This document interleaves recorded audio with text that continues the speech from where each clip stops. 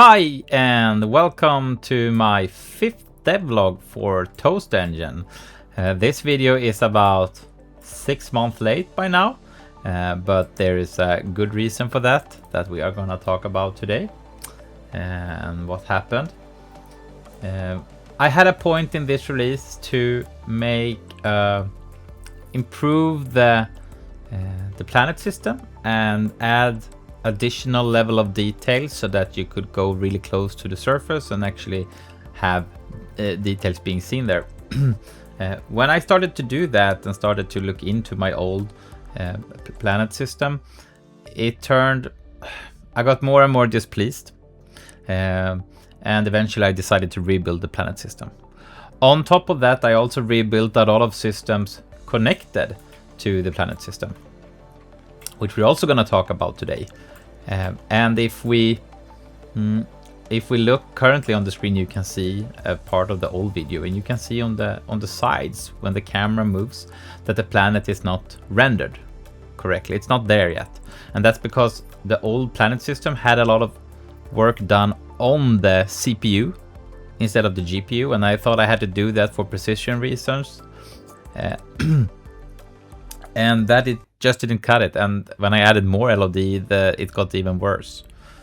So instead I decided, let's try something new. I want to learn something new. So I decided to try and implement geometric clip mapping. The old system were based on an icosphere, and this new system is built on a geometric clip mapping, which is a different method of rendering terrain basically. And I render it on a sphere, obviously, since it's a planet, and I intend to render the whole planet. The geometric clip mapping seems to have, I don't know, I guess there's ways around that, but doing frustum culling and backface culling for the planet, which I haven't solved yet, so that were easier, at least in my opinion, with icosphere. And just the last week I realized, maybe I should have both systems in, and the user can just change between them depending on what they want to use. And also for me, that would be easier to compare the two. So it's not a priority, but I'm gonna get icosphere back into the engine. Eventually I'll just add it, as if I'm bored or stuck somewhere, I'll just go back and try to add some add it. So yeah, it's gonna happen eventually. I think it's gonna be nice. I also learned a lot by doing geometric clip mapping, so it's not to waste, and I might be able to do icosphere better now with the new knowledge. So we'll see. But okay, the new planet system and what I've done the past 6 months is, the first thing you will see is you have 2 icons, one to the right and one to the left over here in the viewport. The right one is the scene settings. And this was there before as well, but you couldn't close it. You have to like drag it to the side to get it away from the scene.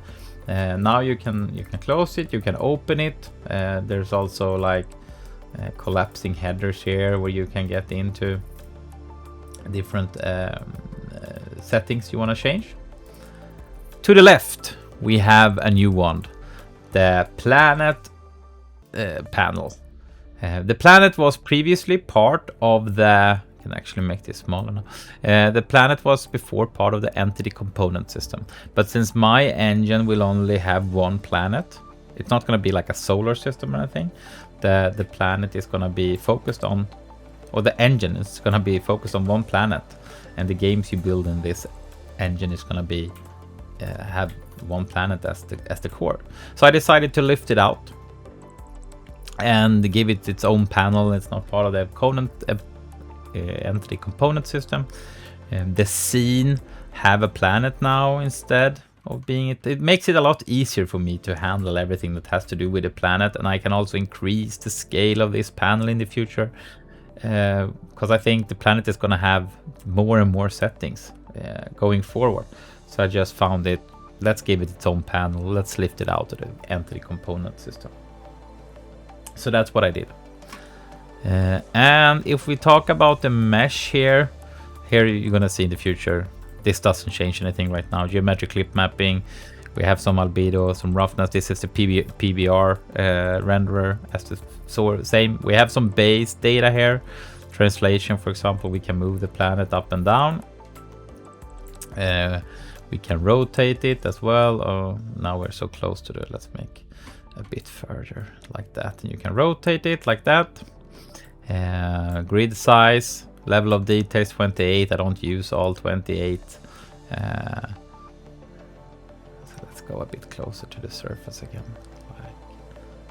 Like that maybe. And the starships are here as well. But geometric clip mapping. You can see that if we zoom out a bit and we go to wireframe mode, you will be able to see that it's a grid system instead. There is some overlapping going on, but it doesn't really matter. But as you can see as well, it's hard here with the culling. It doesn't really cull. So we have a lot of vertices being live. And that's why I'll see if I can solve that. But I want to solve it for Icosphere. I know I can solve it, but Icosphere also need more stuff on the CPU. So we'll see. We'll see how it goes. But so far it runs in 60 FPS. It's good enough for now. I can always optimize later, as I say. So yeah, and we can also see, like, if we move the camera down, level of detail get added and removed. If we go below, yeah, it doesn't really support that. But yeah, so we can let's go back to being, it's easier to see if we go here to normal mode, maybe zoom it a bit more like that. Great. And after I was done with that, or well, I can actually talk a bit more. There is the center one is just a circle. Then there is the surrounding grid, or the higher the coarse LOD, and then there's the edge. The edge there used to be 1, but it's actually now 12, and that's because when you have details, you need more. You don't want to have an abrupt. Because if you have details, I'm going to talk more about terrain details soon, but like if you have details on one level of detail and on the coarser one you don't, it's going to be a very abrupt change in height and altitude, and that's going to reflect on the normals and the lightning happening on the terrain. So that's why it's 12 now, which it blends over to the next LOD. Great. Next thing I added is are the starships. I've updated their control script so they can actually land now, but other than that, not a lot. I did some change to the EBL lightning, which made them look a bit better. Now we are in the middle of the day, so it's still a bit dark. It's also, we have to think of it, it's Mars, but we'll give this one some tint. Maybe we can give the sunlight some like that.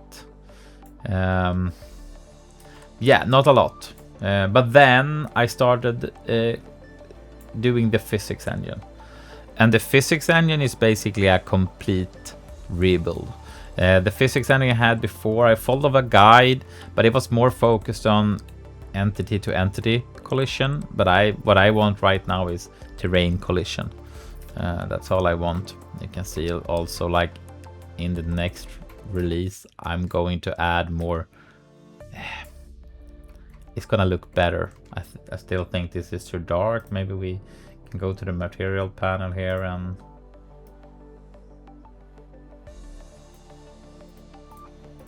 that doesn't work. No, because it's the wrong material. Stainless steel version 3. There we go. Maybe it should look something like that instead.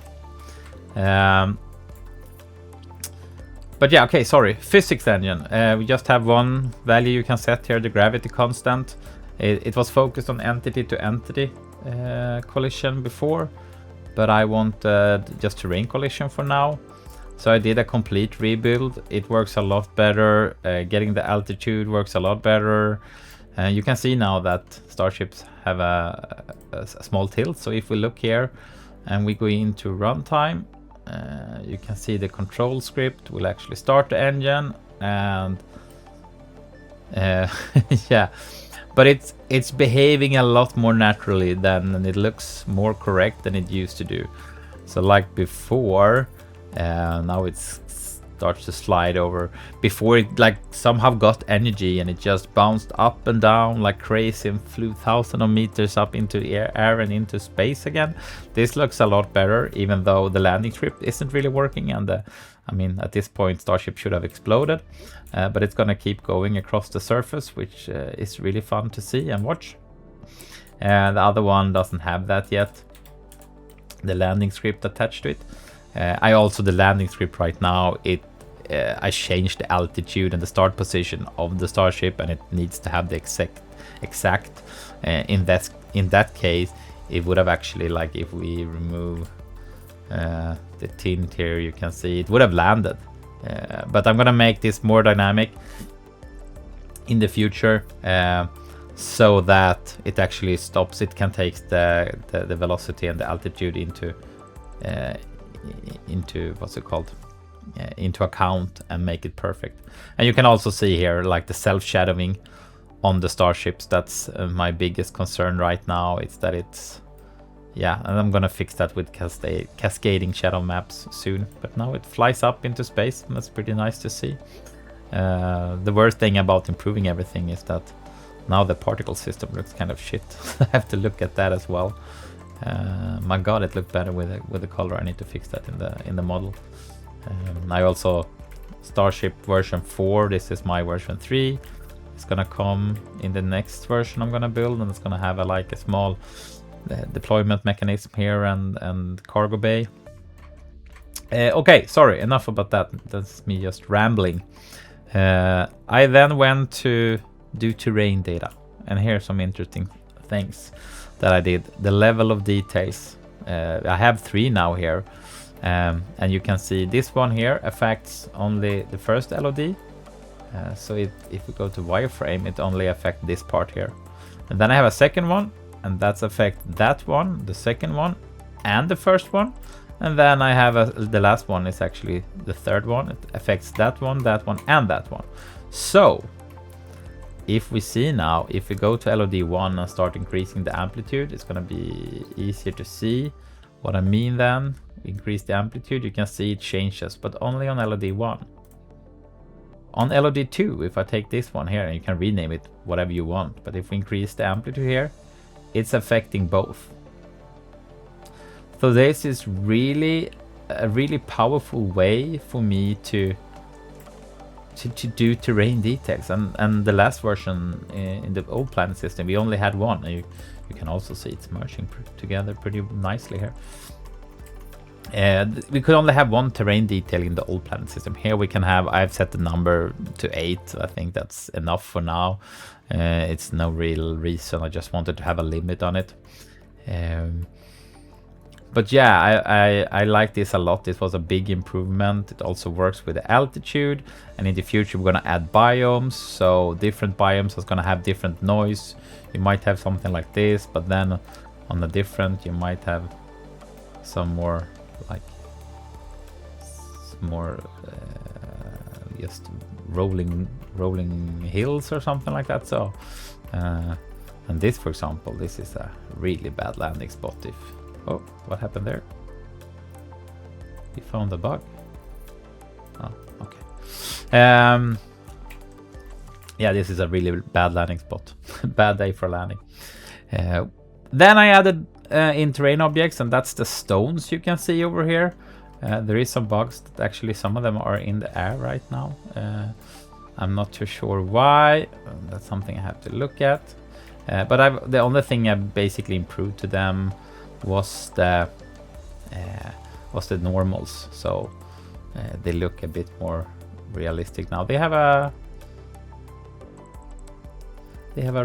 random rotation, random scale that you can set, density, max per pack, max total.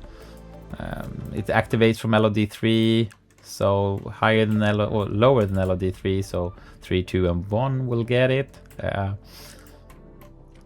And this is what is instance draw. They are part of the, you can see the black area here around the stone. That's the screen space ambient occlusion working.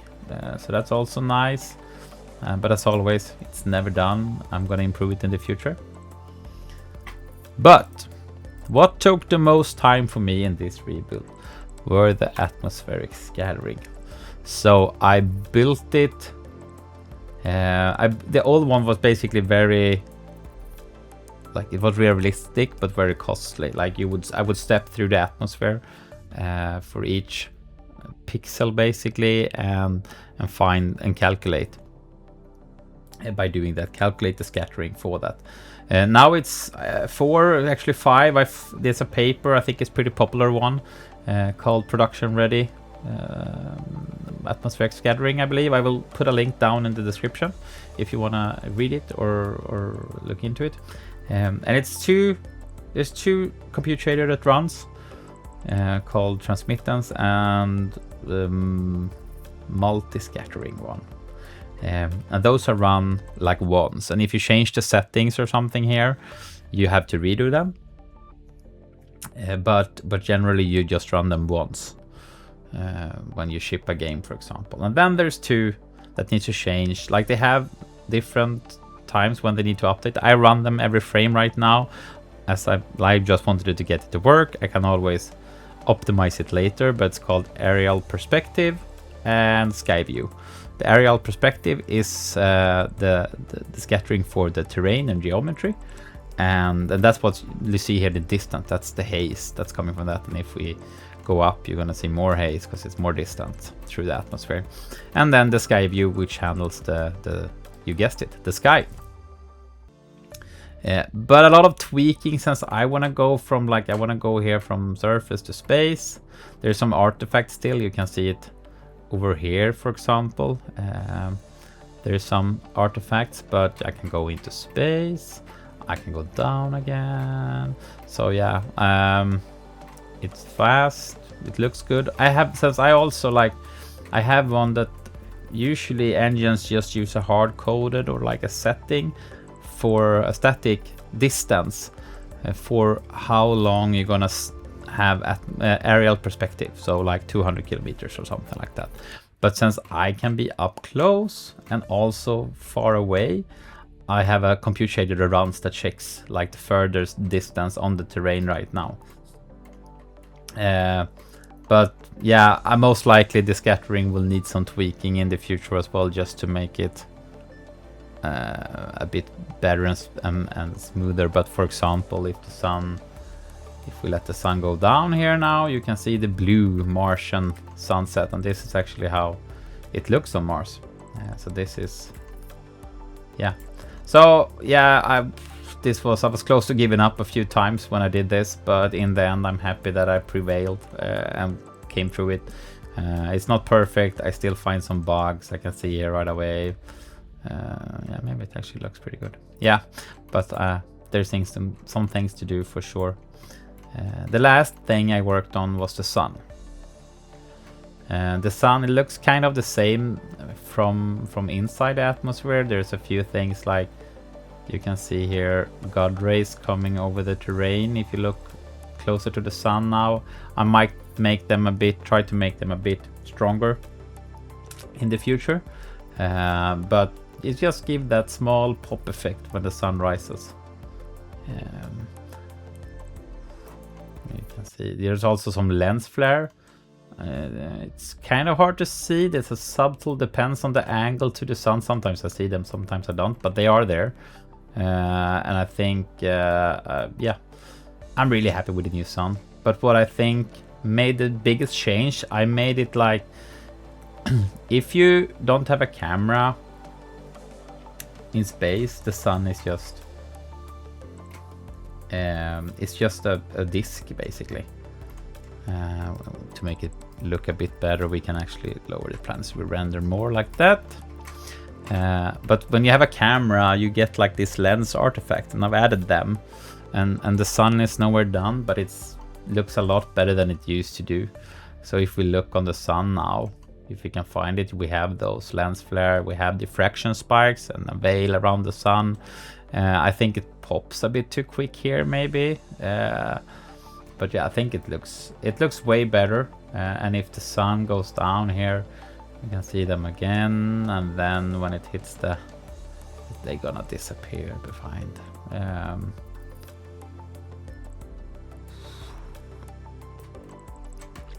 So yeah, I'm super happy with that. I think I added shadow to the terrain. I'm not sure it works, but like it's been hell going through this 6 months when it comes to tone mapping.